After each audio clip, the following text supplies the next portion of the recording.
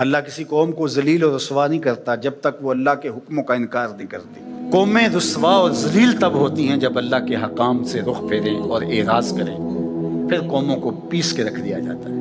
ماضی کے اندر جو قوموں کو عذاب دیے گئے تھے وہ حصی تھے، اور حضور علیہ الصلوۃ والسلام کے بعد جو عذاب آتے ہیں وہ حصی نہیں ہیں، وہ معنوی ہیں۔ ماضی کے اندر جو قوموں کو عذاب دیے گئے ان پہ پتھر اترے، ان کے اوپر چوہوں کا عذاب آیا، ان کے اوپر مینڈکوں کے عذاب آئے، طوفان آئے، ڈبو دیے گئے، ان کی شکلیں مسخ کر دی گئی، خنزیر اور بندر بنا دیا گیا، مختلف صورتوں میں تبدیل کر دیا گیا۔ لیکن اس امت میں ایسا نہیں ہوگا، مسخ حقیقی نہیں ہوگا، مانوی مسخ ہوگا۔ مطلب کیا کہ حقیقی مسخ تو یہ ہے چہرے بدل جائیں، مانوی مسخ ہے چہرے نہ بدل جائیں، سوچ غلط ہو جائے۔ یہ ہے مسخ مانوی، اندر بدل جائے، اور وہ عذاب مانوی ہوگا، اور اس عذاب مانوی کی صورت تشدد ہے، افتراق ہے۔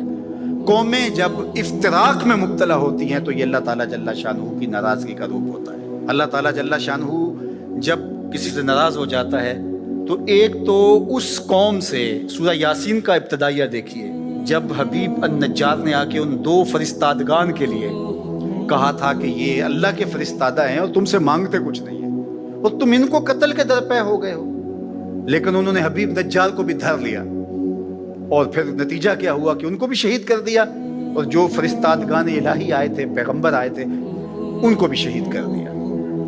اور سورہ یاسین میں وہ سارا واقعہ موجود ہے، اور وہاں پڑھیے اللہ نے جو ان کے اوپر عذاب نازل کیا۔ ایک تو وہ چیخ تھی جس نے ان کو آ لیا، اور پھر وہ جو ہے وہ اپنے گھروں میں گرے پڑے ہو گئے، اور دوسرا جو عذاب اللہ تعالیٰ نے دیا اس قوم کو، اللہ تعالیٰ نے فرمایا پھر ہم نے ان کی طرف کوئی ہادی بھیجا نہیں۔ ذرا غور کیجئے، یہ باریک عذاب ہے، یہ مانوی عذاب ہے۔ انہوں نے میرے فرستادگان کی قدر نہیں کی تو پھر میں نے سزا کیا دی کہ پھر ان کی طرف میں نے کوئی ہادی نہیں بھیجا، رہنما نہیں بھیجا جو ان کی رہنمائی کر سکے، ان کو بلائے، ان کو پھر اندھیروں میں بھٹکنے کے لیے چھوڑ دیا۔ تو یہ بات ذہن میں رکھیے گا، جب قومیں تشدد، ناقدری، اچھے لوگوں کو نظر انداز کرنے کا مزاج پیدا کرتی ہیں تو پھر ان کے اوپر جو عذاب بھیجے جاتے ہیں ان میں سے ایک عذاب کہ پھر وہ حقیقی قیادت سے محروم کر دیے جاتے ہیں۔ آج میرے وطن اور عالم اسلام کی جو حالت ہے، ہم اس وقت قیادت کے اعتبار سے یتیم ہیں۔ یہ الگ بات ہے کہ ہر بندہ دعویٰ کر رہا ہے کہ میں ہی نجات دہندہ ہوں اور میں ہی قائد ہوں۔ مذہبی لوگ بھی، سیاسی لوگ بھی، سب کہتے ہیں کہ میرے بغیر تو چرخ کا پہیہ ہی نہیں گھوم سکتا، میں ہی سب کچھ۔ لیکن حقیقی طور پہ اگر دیکھیں تو یہ امت بے امام ہے۔ اس وقت ہمارے پاس قیادت کا فقدان ہے، اگرچہ قائدین کی بہتات ہے، لیکن قیادت، حقیقی قیادت جو درد امت کا مداوع کر سکتی ہو، جو ضرورت کی کفیل ہو، وہ قیادت آج ہمارے پاس نہیں ہے۔ اقبال نے بھی کہا تھا، اٹھانا پھر کوئی رومی عجم کے لالہ زاروں میں، وہی آب و گلے ایران، وہی تبریز ہے ساکی۔ اور دوسرے مقام پہ یہاں کے حالات کا، چمن میں رخت گل شبنم سے تر ہے، سمن ہے، سبزہ ہے، باد سحر ہے، مگر ہنگامہ ہو سکتا نہیں گرم، یہاں کا لالا بے سوز جگر ہے۔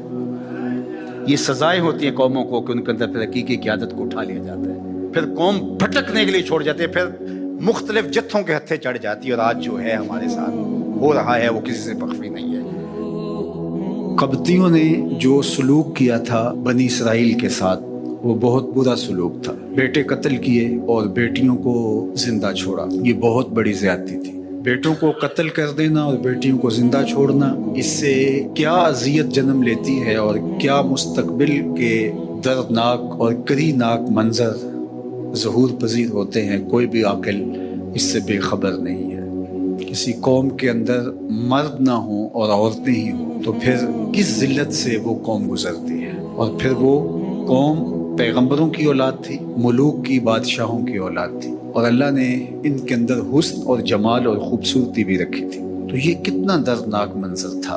اور یہ بات میں آپ کو بتاؤں کہ فرعون نے بچے قتل کیے تھے، آج بھی ایسا ہوتا ہے، لیکن آج اس قتل کی واردات کو تبدیل کر دیا گیا۔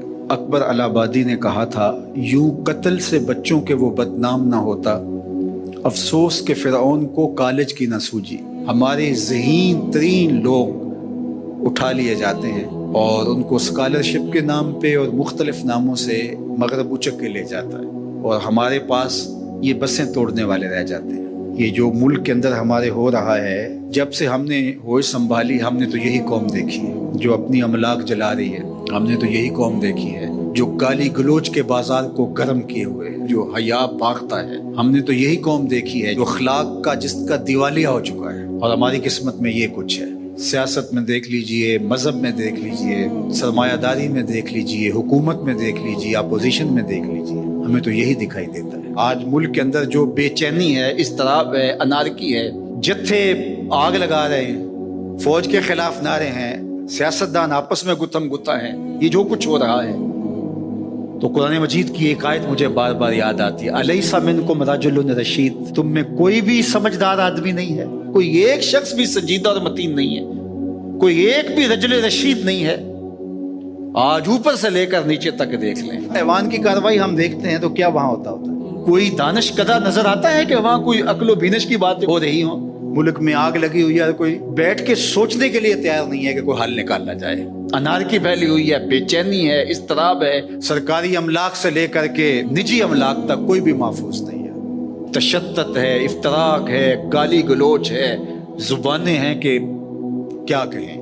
الیس منکم رجل رشید، تم میں کوئی بھی سمجھدار آدمی نہیں ہے۔ تو وہ بچوں کا قتل کرتا تھا اور یہاں بچے اچک کے لے لیے جاتے ہیں۔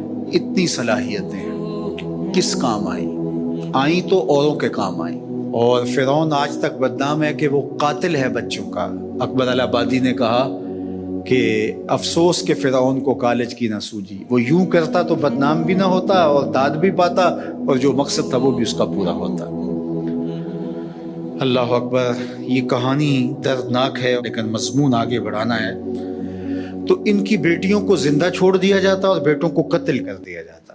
زندہ چھوڑنا بھی ان کی تذلیل کے لیے، کل جواں ہوں گی تو ان کی تذلیل کریں گے۔ تو یہ جو کرتے تھے کتنی تذلیل تھی، اور جس نے یوں تذلیل کی ہو کسی کی، جب کوئی اس کو اپنی آنکھوں کے سامنے ڈوبتا دیکھے تو پھر کتنی تسکین ہوتی ہے۔ تمہارے پاس اسباب کوئی نہیں تھے، صرف ایک موسیٰ تھے جو نکال کے لے گئے۔ اللہ اکبر، رہنما موسیٰ جیسا ہو تو ردی قوم کو بھی اٹھا کے لے جاتا ہے، اور قوم کتنی بھی اچھی ہو، اس کو رہنما نہ ملے، اس کو ہادی نہ ملے تو قوم برباد ہو کے رہ جاتی ہے، ٹیلنٹ ضائع ہو جاتا ہے۔